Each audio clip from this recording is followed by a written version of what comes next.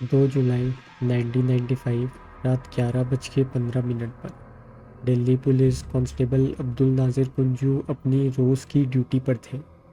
Ashok road के पास ही एक hotel था। उस होटल के बगिया रेस्टोरेंट में कांस्टेबल कुंजू को कुछ लोगों ने बताया कि वहाँ से धुआं उठ रहा है और ऐसा लगता है वहाँ आग लगी है। कुंजू रेस्टोरेंट की बाउंड्री पर गए।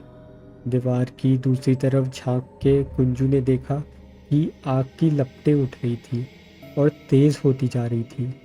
कुंजू ने जल्दी अपने वायरलेस की मदद से अथॉरिटीज़ को इन्फॉर्म किया। पुलिस ऑफिसर्स के साथ जब कुंजू बगिया रेस्टोरेंट पहुंचे तो उन्होंने जो देखा वो देखकर शॉक में चले गए। अब तक आग की लपटें और ज़्यादा तेज़ हो गई थी। थोड़ी इन्वेस्टिगेशन के बाद पता चला रेस्टोरेंट मैनेजर केशव कुमार तंदूर में लकड़ियां ठूस कर आग में डाल रहा था। उससे पूछने पर केशव ने कहा कि वो कांग्रेस पार्टी का एक वर्कर है और वो पुराने कागज़ जला रहा है। कुंजू को शक होने लगा।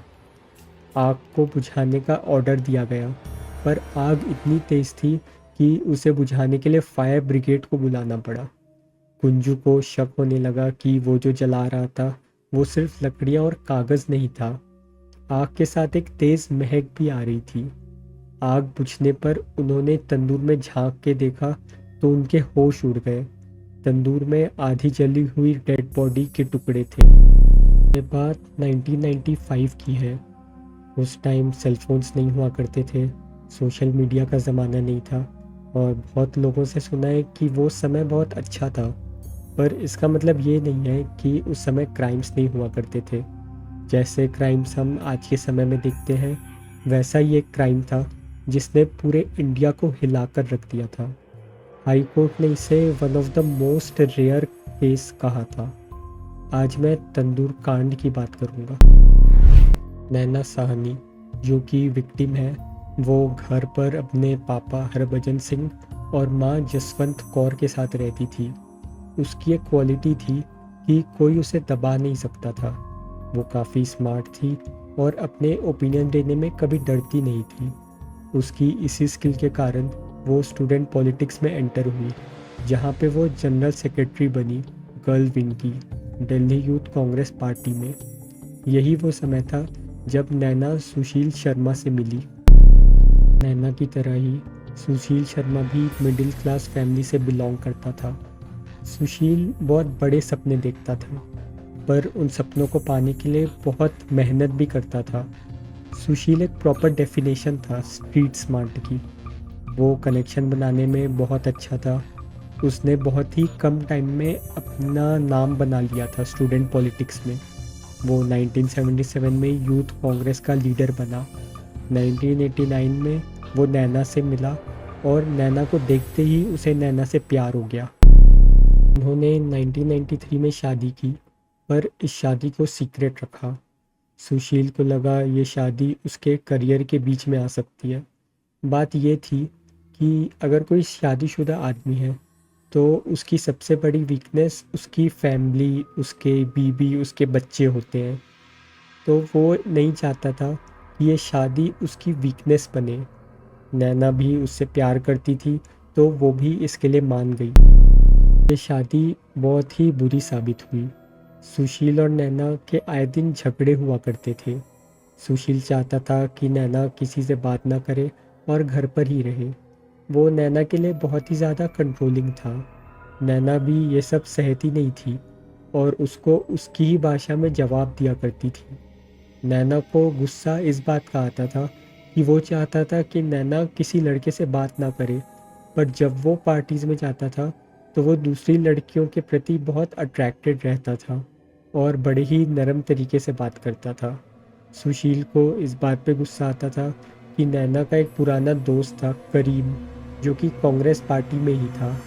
वो दोनों एक दूसरे को पसंद करते थे पर उनको ये रिश्ता तोड़ना पड़ा क्योंकि करीम मुस्लिम था और नैना हिंदू थी। पर नैना अभी भी उससे बात करती थी जो कि सुशील को बिल्कुल पसंद नहीं था।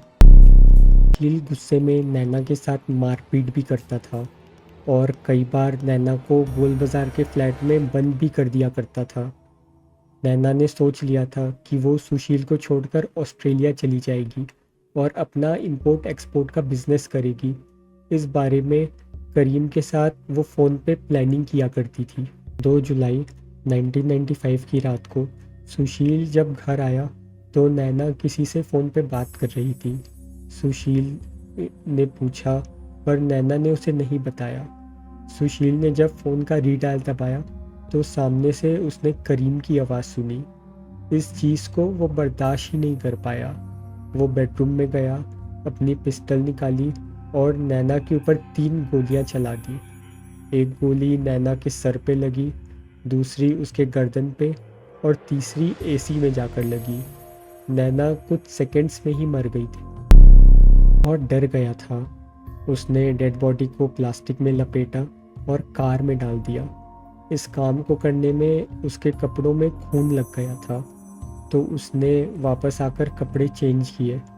पहले उसने सोचा कि वो डेड बॉडी को यमुना नदी में फेंक देगा, पर वहाँ बहुत भीड़ थी और वो फेमस भी था, तो अगर किसी ने उसको पहचान लिया तो उसके लिए दिक्कत हो सकती थी। फिर उसको बगिया रेस्टोरेंट के तंदूर की याद आई। सुशील बगिया रेस्टोरेंट जाता है और केशव को सब कुछ बताता है। केशव ये सब सुनकर डर जाता है, पर सुशील बगिया रेस्टोरेंट का ओनर था जहाँ पे उसने केशव को मैनेजर बनाया था। सुशील का बहुत एहसान था केशव पर, इसलिए केशव डेड बॉडी को जलाने के लिए मान जाता है। तंदूर की ओपनिंग छोटी थी, तो उन्हें एक बहुत ही भयानक काम करना पड़ा। उन्हें नैना की डेड बॉडी के टुकड़े करने पड़े तंदूर में फिट करने के लिए।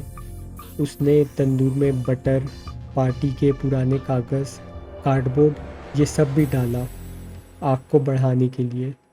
तंदूर एक खुली जगह में रखा था, तो उससे निकलने वाली आग और धुआं लोग देख सकते थे।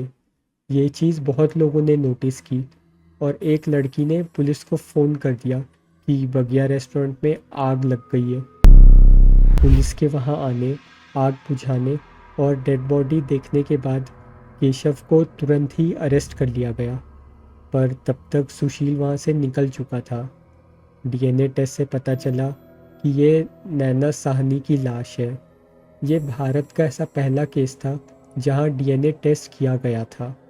बाद में पुलिस को जब केशव, करीम और सुशील के जानकारों से पूछताछ की और सुशील के फ्लैट में खून वाले कपड़े, एसी में गोलियों के निशान ये सब मिले, तो ये साफ था कि सुशील ने ही कत्ल किया है।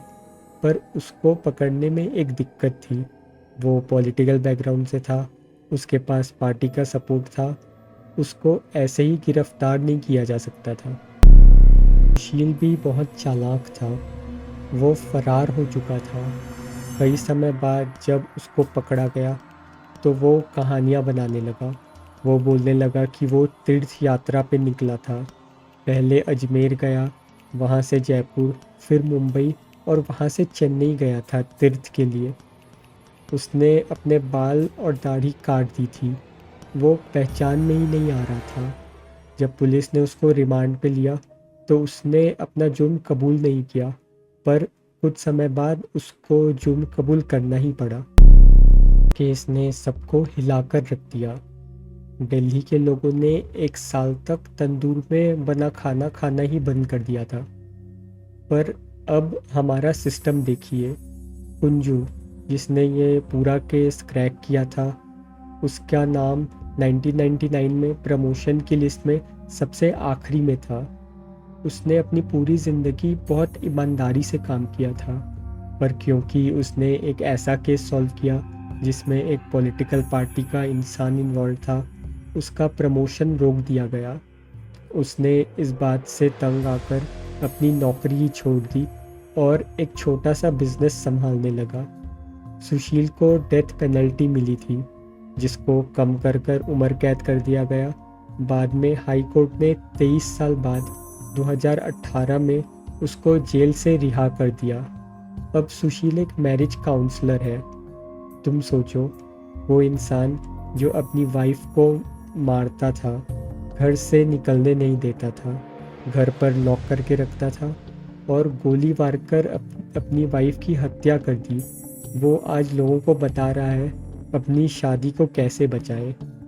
हम ये कह सकते हैं हमारा सिस्टम तब भी सही नहीं था, आज भी सही नहीं है। करप्शन तब भी था, करप्शन आज भी है। अगर वीडियो यहाँ तक देखी तो लाइक तो कर ही दो, और अगर ऐसी और घटनाओं के बारे में सुनना है तो चैनल को सब्सक्राइब भी कर दो। अगले वीडियो में मिलते हैं, बाय।